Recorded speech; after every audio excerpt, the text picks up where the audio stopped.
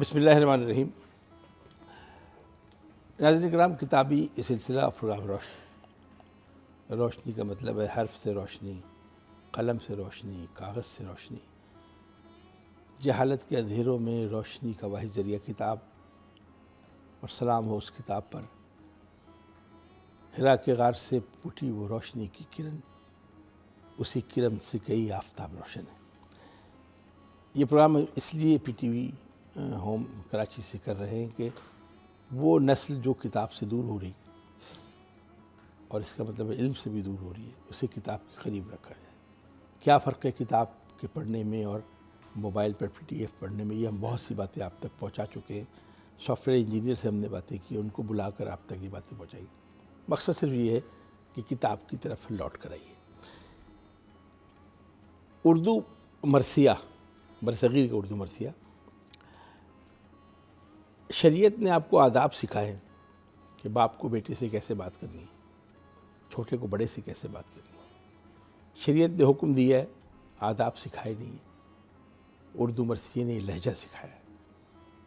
کسی بڑے آدمی نے اپنا تعارف کرانا ہو تو اس کے لیے بڑی مشکلیں ہوتی ہیں، اور اگر شخصیت امام حسین جیسی ہستی ہو تو میرے انیس نے کہا کہ یہ تو نہ کہہ سکے کہ شہ مشرقین ہوں، مولا نے سر جھکا کے کہا میں حسین ہوں۔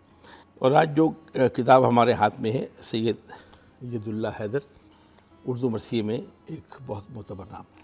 ممکن ہے یہ کتاب میں نے نہیں پڑھی ہو، اگر پڑھی بھی ہو تو میں آپ سے یہ کہوں گا میں نے نہیں پڑھی، آپ نے بھی نہیں پڑھی ہوگی۔ پڑھنے کا جواز پیدا کرنے کے لیے ہم نے آج اسٹوڈیو میں دو ایسی ہستیوں کو بلایا ہے جو بتائیں گے کہ اس کتاب کو پڑھنا چاہیے۔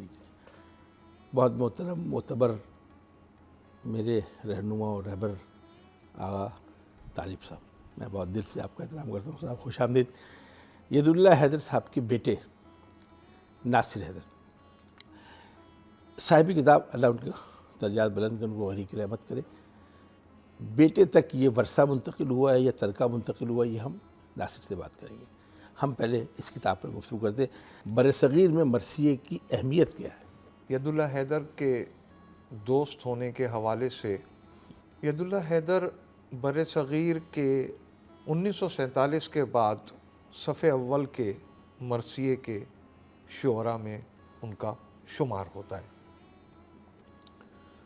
برصغیر میں مرثیہ، یعنی دیکھیے اصل مرثیے کا جو سفر شروع ہوتا ہے وہ گولکنڈہ اور حیدرآباد دکن سے ہوتا ہوا دہلی میں آتا ہے۔ دہلی میں مختصراً وقوف اضطراری مرثیے کا، اور اس کے بعد شمالی ہند میں آ کے اس کو جو عروج حاصل ہوا وہ لکھنؤ میں، اور لکھنؤ میں بھی یعنی یوں کہا جائے کہ مرزا دبیر، میر انیس، اس سے پہلے جی منیس وغیرہ، ضمیر نے اس کا ایک بہرحال نقشہ مسدس کی شکل میں طے کیا۔ مرثیے کا جیسا کہ آپ نے فرمایا کہ آداب، مرثیہ ایک مکتب فکر ہے اور ایک مدرسہ ہے، لیکن اس مدرسے میں داخلے کے لیے ہم مرثیے سے پہلے مرثیے تک پہنچنے کی تدبیر کریں۔ اصناف سخن میں نظم ہے، غزل ہے، بہت ساری اصناف ہیں، لیکن مرثیے تک آتے آتے ایک سفر طے کرنا پڑتا ہے۔ اور مرثیے کی خصوصیت یہ ہے کہ مرثیہ آپ کو زندگی کے اطوار میں سارے رنگ مہیا کرتا ہے۔ صحیح، آپ کو آداب زندگی دیتا ہے، آپ کی سوچ کو کشادہ کرتا ہے۔ مرثیے پہ کسی ایک صنف کا یا مرثیے پہ کسی ایک گروہ کا استحقاق نہیں ہے۔ مرثیہ تو ایک عالمی صنف سخن ہے۔ ملا کاشی نے جو مرثیے کیا اس میں کتنے بند؟ ہفت بند کاشی کے اندر مجھے اس وقت تو نہیں یاد کہ کل یعنی ان کا کل اثاثہ وہی ہے۔ سے اس پہ بڑی اپنے ٹی وی پروگرام میں بہت سے کیے، ان کے بعد 80-90 بند سے علاوہ نہیں۔ ہاں تقریباً برصغیر کے مرثیے 110 بتائے جاتے ہیں جو برصغیر میں مرثیے کی کوئی حد، اور ابھی تک جاری ہو، ساری نئی نسل بھی کون سی ایسے فیکٹر ہے یا کون سی ایسی بات ہے جو ممیز و ممتاز کرتی ہے آپ کو فارسی ادب اور عربی ادب سے نکال کر اردو مرثیے پہ لاتی ہے؟ دیکھیے خصوصاً عربی میں جو مرثیہ ہے، دیکھیے رسا سے تو مرثیہ ہے، یہ تو اپنی کسی رسائی ادب بھی مردے اسی کو، پہ بیان کرنا یا مصائب کی شکل میں، لیکن جس شکل میں ہمارے اردو میں مرثیہ ہے نہ وہ فارسی میں ہے اور نہ وہ عربی میں ہے۔ مرثیے کی جو صحیح معنوں میں شکل ہے وہ اردو میں ہی ہے، اور اردو میں جو اخلاقیات کا درس مرثیے میں دیا گیا ہے وہ عربی اور فارسی میں نہیں تو ملتا۔ درس دینے کے لیے تو زبان بھی بہت اچھی ہونی چاہیے۔ دیکھیے مرثیے کے جو اجزاء ترکیبی ہیں اس میں سب سے اہمیت تو زبان کی ہے کہ آپ اس کی الفاظ کی نشست و برخاست مرثیے کی کیا ہونا چاہیے ہے۔ پھر مرثیے کی اردو ادب میں جو مرثیے کی خصوصیات ہیں اس میں اجزاء ترکیبی کے ساتھ یعنی چہرہ، پھر رزم اور رخصت اور مصائب اور مکالمے، لیکن جو سب سے اہم چیز ہے وہ ہے مرثیے کی استخوان بندی، اور ایک بند کی استخوان بندی اور پورے مرثیے کی استخوان بندی، چار آسان مصروں۔ ذرا اس بات کو آسان کر دیں گے، ہمارے نوجوان سن رہے ہیں وہ اس کو کچھ اور ہی نہ سمجھے، استخوان بندی جی دیکھیے اصل میں استخوان کے تو معنی ہیں ڈھانچے کے، اس کا ڈھانچہ مضبوط اسٹرکچر ہونا بنانا چاہیے۔ مرثیے کا۔ تو اس میں جو استخوان بندی کہلاتی ہے وہ یہ ہے کہ چار مصروں کا ربط، یعنی یہ 6 کی پوری صورتحال ہے، 4 مصرے اور اس کے بعد جو 2 مصرے ہیں وہ بیت کہلاتی ہے، تو ان 4 مصروں کا ربط بیت سے ہونا چاہیے ہے۔ اچھا یہ فرمائیے گا، جی دیکھیے روئے سخن کسی کی طرف ہو تو روح سیاہ، کسی کے مرثیے پڑھنے سے پہلے اس کی زبان پر، اس کی زبان شناسی پر، اس کی زبان کی طہارت پر آپ کو یقین ہونا چاہیے، اس کے بعد آپ کسی کے مرثیے کی کتاب کھولیں گے۔ اگر ان کی زبان میں ہی آپ کو شک ہو تو پھر آپ کو اختیار تو نہیں ہے کہ ان کے مرثیے پہ گفتگو کی جائے۔ انیس نے کیوں کہا کہ یہ میرے خاندان کی زبان ہے؟ چونکہ ان کا خانوادہ بھی دہلی سے ہجرت کر کے جی لکھنؤ آیا۔ لکھنؤ آیا۔ اچھا لکھنؤ بعد میں آیا، اس سے پہلے وہ فیض آباد میں آباد تھے۔ جی اب میر والی زبان تو نہیں تھی انیس کی نہ دبیر کی، یعنی جیسے کہ میر تقی میر نے کہا کہ یوں پکارے ہیں مجھے کوچائے جانا والے، اب ادھر آؤ ابے چاک گریباں والے، یوں پکارے ہیں مجھے چاک گریباں والے، ادھر آبے ابے ہو چاک گریباں والے۔ تو وہ مرثیے کی زبان نہیں تھی۔ مرثیے کی زبان آپ سمجھتے ہیں مجھ سے زبان کو ریفائن کیا اردو مرثیے نے۔ آغا طالب صاحب آپ مجھ سے متفق ہیں، جس نے زبان کو ریفائن کیا ہو کم سے کم اس سے زبان ہی سیکھ لیجیے اردو مرثیے سے۔ دیکھیے زبان ایک ایسی چیز ہے، اگر ہم لسانیات پہ گفتگو کریں تو زبان ایک ایسی چیز ہے کہ جو اقوام کے کردار کو متاثر کرتی ہے۔ اگر اس کی زبان اور اس کی سلاست اور بلاغت اس کی زبان سے، اس کی شخصیت سے مماثلت رکھتی ہے تو اس کا مطلب یہ ہے کہ وہ ایک بہت اچھے معاشرے سے تعلق رکھتا ہے۔ اور میں یہ سمجھتا ہوں کہ مرثیے کا یہ ایک بہت بڑا کردار ہے انسان کی کردار اور ایک اچھے معاشرے کو تشکیل دینے میں معاون و مددگار رہا ہے مرثیہ۔ اردو مرثیے کو اگر اردو زبان سے نکال دیا جائے تو کیا بچے گا؟ آپ اگر اردو مرثیے کو زبان سے یعنی آپ ادب سے نکال دیں تو آپ پھر یہ کہنے کے لیے آپ کو مشکل ہو جائے گی کہ ادب عالیہ بھی کوئی لفظ ہے۔ واہ صاحب، میں آپ کی طرف واپس آتا ہوں۔ میں بہت کوشش کی آپ کو مہمیز کرنے کی، لیکن استاد ہوتا سرکار۔ میں ابھی کچھ نشتر میں نے ابھی چھپا کے رکھے ہوئے۔ ناصر حیدر جی، آپ ایک ایسے باپ کے بیٹے ہیں جنہوں نے حلیے سے کبھی ظاہر ہی نہیں ہونے دیا کہ وہ شاعر۔ انہوں نے زندگی بہت اچھی گزاری، گھر بار کو دیکھا، بچوں کو پڑھایا لکھایا، رہن سہن کا طریقہ اپنایا۔ مجھے اس کرب کے بارے میں جاننا چاہوں گا کہ جو آپ کے سامنے ایک باپ کی حیثیت میں آتے ہیں۔ کیا شعر ہے کہ گھر کی اس بار مکمل میں تراشی لوں گا، غم چھپا کر میرے ماں باپ کہاں رکھتے تھے۔ کیا کوئی ایسی، ہم یاد کر رہے ہیں ہمارے دوست ید اللہ کچھ بتائیں گے اپنے ابا کے بارے میں؟ جی دیکھیں، میں ان کی زندگی کے بارے میں، ان کی ایک شخصیت کے بارے میں اگر بات کروں تو ان کی شخصیت کے مختلف پہلو رہے ہیں۔ میری نظر سے دیکھیں تو ایک شفیق باپ، ایک عالم، ایک استاد، جس نے گھر کا پہیہ اس طریقے سے چلایا کہ چاہے جتنی بھی مشکلات ہوں، چاہے جتنی بھی آسانیاں ہوں یا کچھ بھی ہو، بہرحال وہ ایک خندہ پیشانی کے ساتھ اور ایک مسکراہٹ کے ساتھ وہ زندگی جیتے رہے اور ہم لوگوں بھی ساتھ لے کے چلتے رہے، چاہے وقت مشکل ہو چاہے وقت آسان ہو۔ تعلیم کے اوپر میں بہت زیادہ توجہ دی ہمیں نصیحت کرتے رہے آخر تک کہ تعلیم حاصل کرتے رہنا، علم کی کوئی قید نہیں ہوتی، کوئی عمر نہیں ہوتی، آپ علم حاصل کرتے رہیں۔ آپ اس سے اندازہ لگائیے کہ آخر وقت جاتے وقت جب ہم نے ہمیں وصیت کی ہے، بالکل آخری وقت آغا صاحب وہاں موجود تھے، تو انہوں نے ہمیں سب سے پہلی وصیت یہ کی کہ میری کتابوں، لائبریری ہمارے گھر میں انہوں نے ایک بنائی ہوئی تھی، میری ان کتابوں کا خیال کرنا۔ جتنی اچھی لائبریریاں ہیں میرے بہت سے لوگوں سے، ان کے جانے کے بعد وہاں خاک اڑ رہی، انہوں نے اس کو لاک کر دیا کہ یہ میرے ابا کی وراثت، وہ کتابیں باہر نہیں آ رہی۔ یہ وصیت جو کر کے المیہ ہے۔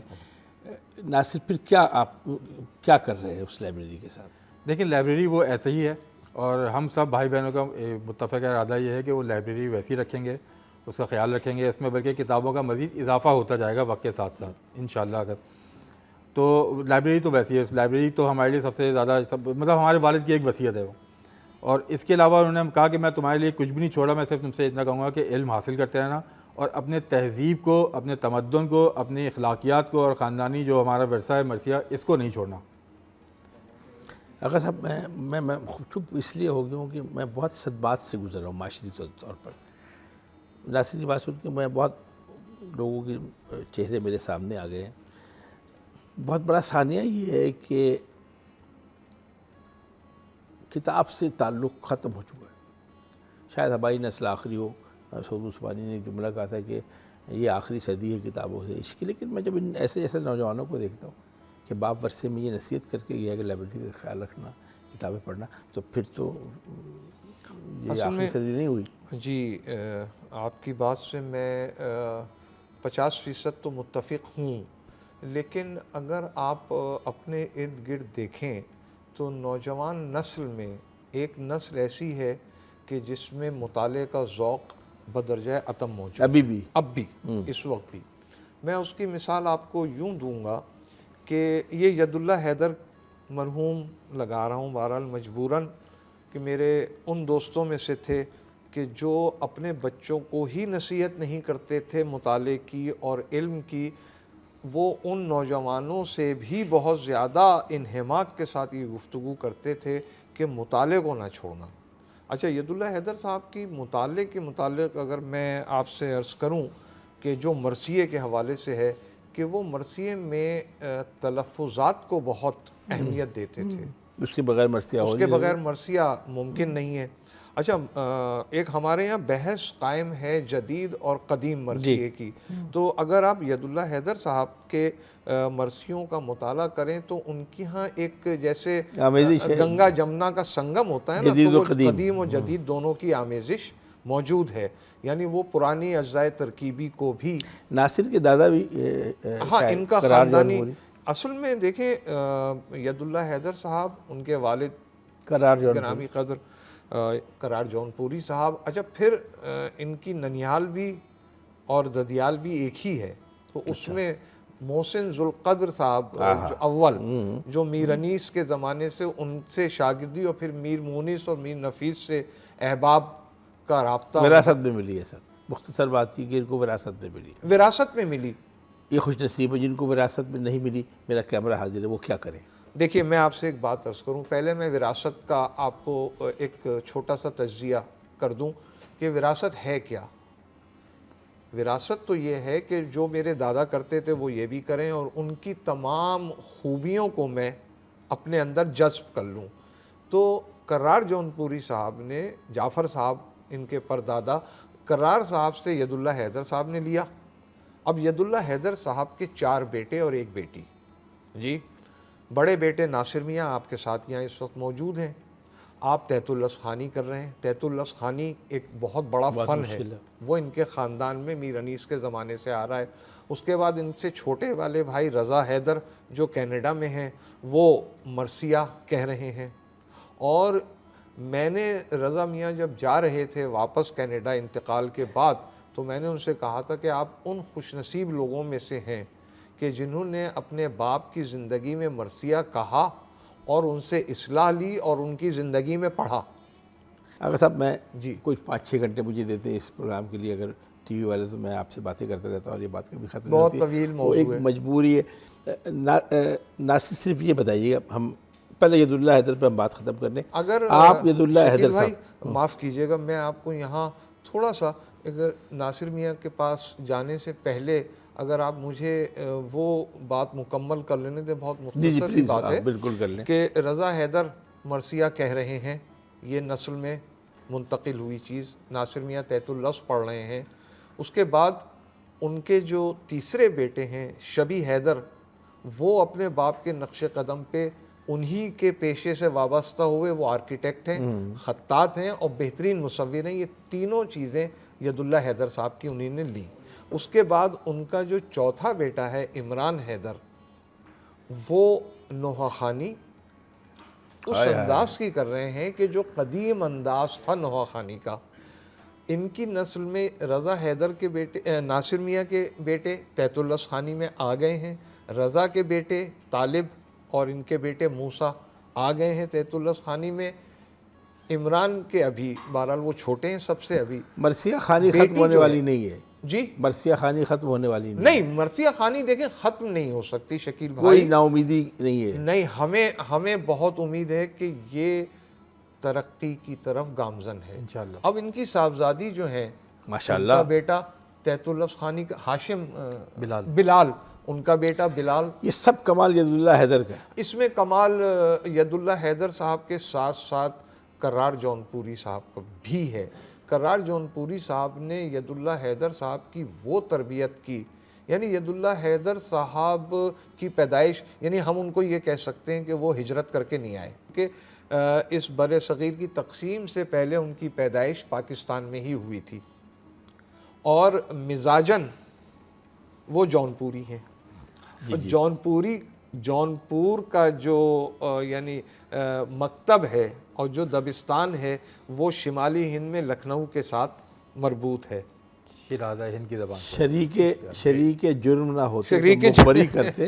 ہاں, ہمیں خبر ہے لٹیروں کے ہر ٹھکانے کی. میری اچھا میں آغا صاحب جی میری بات ناصر بولیں. آپ کے سوال سے پہلے میں ایک آغا صاحب کی بات جو کر رہے تھے اس میں کچھ مزید کچھ ایڈ کرنا چاہوں گا. دیکھیں, جو مرثیہ خوانی کا فن جو کہ میرے دادا سے چلا پھر میرے والد تک آیا, اور ہم 3 بھائی جو ہیں وہ مرثیے سے, بلکہ ہم 4 بھائی جو ہیں وہ مرثیے سے اور کسی نہ کسی طرح ایک رسائی ادب سے وابستہ ہیں, اور پھر ہمارے بچے جو پیش خوانی بھی اب کرنا شروع کر گئے ہیں. تو میں یہ سمجھتا ہوں کہ اس میں یہ ید اللہ حیدر صاحب کے ساتھ ساتھ میری والدہ اور ید اللہ صاحب کی زوجہ, یہ ان کا زیادہ بڑا ہاتھ ہے. بے شک, کیونکہ دیکھیے گھر کا ماحول جو ہے, گھر کا ماحول, آغا صاحب اور ہمارے یہاں تو یہ کہا جاتا ہے کہ ایک گھر کا ماحول اور ایک جو فرش اعضا جو گھر میں بچتا ہے وہ عورت سے ہی بچتا ہے. میں چاہوں گا کہ پہلے ہم ناصر سے تحت سنیں, پھر اس کے بعد اس پر مہر تصدیق ثبت کریں. آغا صاحب, میں اپنے والد صاحب کے ایک مرثیے سے کچھ جی کچھ 4-5 بند پیش کرنا چاہوں گا. میں اس سے پہلے دیکھیں, یہ مرثیہ ان کا سب سے پہلا مرثیہ تھا. علم لازم ہے زمانے میں ترقی کے لیے, علم ہے راہنما جادہ ہستی کے لیے, ظلمت راہ اجل ہوتی ہے راہی کے لیے, شرط اول ہے یہ خورشید تجلی کے لیے. علم گر نور نہ دے فکر کی پیشانی کو, حرف کن قافلہ علم کا آغاز سفر, خلقت کون و مکاں گوش برآواز سفر, علم ہے نقش گر صورت و انداز سفر, ضربت علم ہے ضربت علم سے ہے نغمہ سرا ساز سفر, علم گر ساتھ نہ دے کاوش انسان رک جائے, ارتقا سانس نہ لے گردش دوران رک جائے. ذرا ایک تحت کا ایک منظر کشی. جی, تاریخ دے رہی ہے یہ آواز دم بدم, دشت ثبات و عزم ہے دشت بلا و غم, بھائی صبر مسیح و جرت سقراط کی قسم اس راہ میں ہے صرف ایک انسان کا قدم، بھائی جس کی رگوں میں آتش بدر و حنین ہے، جس سورما کا اسم گرامی حسین ہے۔ ناظرین محترم، بہت میں خود اندر سے مسرور ہو رہا ہوں۔ اس پروگرام کا وقت بہت محدود ہے، لیکن ہم نے اس کو کوشش کی ہے کہ وہ تمام چیزیں، وہ تمام جزیات آپ تک پہنچا دیں۔ اگر آغا صاحب نہ ہوتے تو میرے لیے بہت مشکل کام تھا۔ میں نے آغا صاحب کو اپنی مدد کے لیے بلایا۔ نہ صرف آپ کو ایک تو ہم تعزیت بھی کر رہے ہیں، دوسرا مبارک اس بات کی دے رہے ہیں کہ آپ نے باپ دادا کی وراثت کو زندہ رکھا ہوا ہے، اور امید ہے کہ یہ آپ کی نسلوں میں نہ ختم ہونے والا سلسلہ۔